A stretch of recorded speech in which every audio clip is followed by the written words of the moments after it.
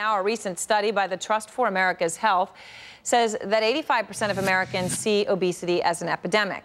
Republican presidential candidate and former Arkansas Governor Mike Huckabee believes obesity is also a threat to our economy and our national security. Governor, welcome, and thank you for coming on Street Signs today. It certainly caught our eye when you spoke not just about the obesity epidemic and all of the ways we have traditionally heard about it as a concern to America's health care bill, but as a threat to national security. Well, Aaron, 61% of our active military are currently listed as overweight. We are really facing the point with a generation of children coming along that are, frankly, 77% increase in obesity since 1990. We're not going to have a workforce that's healthy. So even if we can take care of our enemies somewhere off in the distance, the real enemy we've got is the enemy here at home with our health. It's now costing us $2 trillion a year, 80% of which is due to chronic disease, a lot of it related to too little exercise and too much eating. And am I correct that you had also had some statistics on the fact that even in our military we have a weight issue? Right. It was sort of surprising because I would think you've got weight and fitness requirements. Well, these are the people who are probably the fittest people in the country in terms of overall job performance.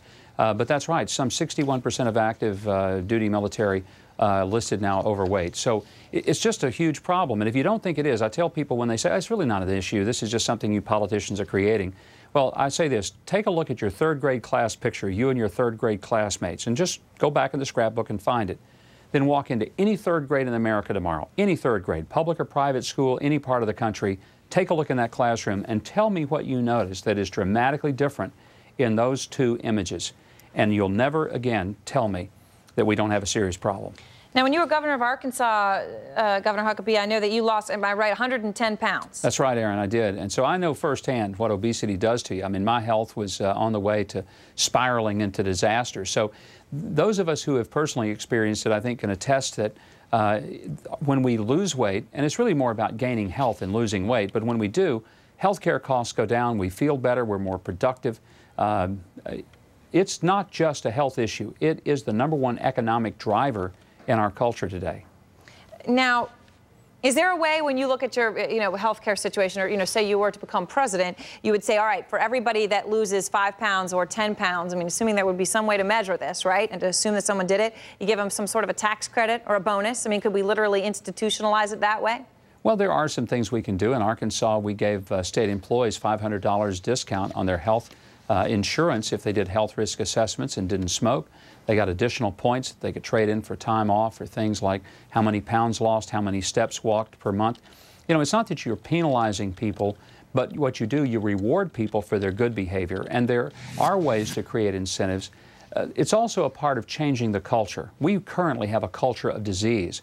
It's all based on intervention. We wait until people are catastrophically ill with a heart attack or maybe with high blood pressure or with advanced type 2 diabetes, and then we say, now what are we going to do? What we need to be doing is focusing on prevention, not intervention, and with the savings by doing that, universal health care would be an affordable reality. Do you think in terms of the focus that obesity is and obviously it's hard to rank these things, but is a more significant threat to this country than cancer? I would hate to separate them. I mean, 580,000 people will die of cancer this year. But here's what we do know. A third of the cancer deaths would be eliminated if people got good nutrition and exercised regularly. So cancer is aggravated by the lack of overall health. The fact is, we know that 160,000 cancer deaths would be eliminated if we didn't have smoking. So there is a correlation in some ways, but obesity does, in fact, have a correlation to cancer. But we need to look at the broader picture, and that is preventing the disease, not just trying to figure out how in the world are we going to pay for the treatment of it. Governor Huckabee, I wanted to ask you a couple of questions here as well. There was another headline that crossed about your campaign today from the International Association of Machinists and Aerospace Workers, Yes. About 720,000 members in that union. They endorsed a co-endorsement, Senator Hillary Clinton and yourself, one from each party. Obviously an unusual event. We don't usually think of unions endorsing Republicans. Are you going to try to seek other union endorsements? You know, I'll take support from any segment, and I'm proud, delighted, and honored to receive the support of the machinists. I went and spoke to them. They don't agree with me on every issue, and I probably don't agree with them on issues.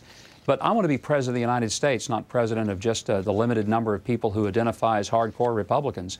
And I think that's what they sensed.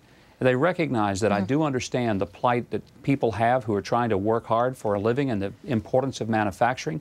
I'm honored to have their endorsement. First time in 119 years they've ever endorsed a Republican. So it was a pretty historic moment. Do you think that you can convince rank-and-file union members in this country that China is a beneficial, good relationship for this country economically? I think China has a very beneficial role, but look, it's not fair if China is not going to play by the same rules we play by. And as a president, I would not stand back and let jobs go there and then watch the Chinese not play by the same rules, not only in human rights, but in the regulatory issues when they bring products here that are unsafe, when they bring food that's tainted. We need to be putting a little more squeeze and say, if you want to play in a free market, it's got to be a fair market. And that's one of the things that we have to do as a government is make sure that we're not just losing jobs because the playing field is not equal. Changing our tax system, going to a consumption tax, stopping this nonsense of the raid that we make on companies, corporations, and individuals. It's counterproductive to our economy. Briefly, don't you think a consumption tax, though, could be the most regressive tax out there? Oh, not at all. Not if it's done in the fair tax way, because then you have the prebate, which gives people all of their consumption tax back on the front end for the amount up to poverty. So you really have a progressive tax, not a regressive. Now, if you didn't have that, Aaron, it would be a very regressive tax. But because of the prebate provision in the fair tax, it's actually the best thing that could ever happen to folks at the lowest end of the economic spectrum. Actually gives them a chance to reach the next rung on the ladder.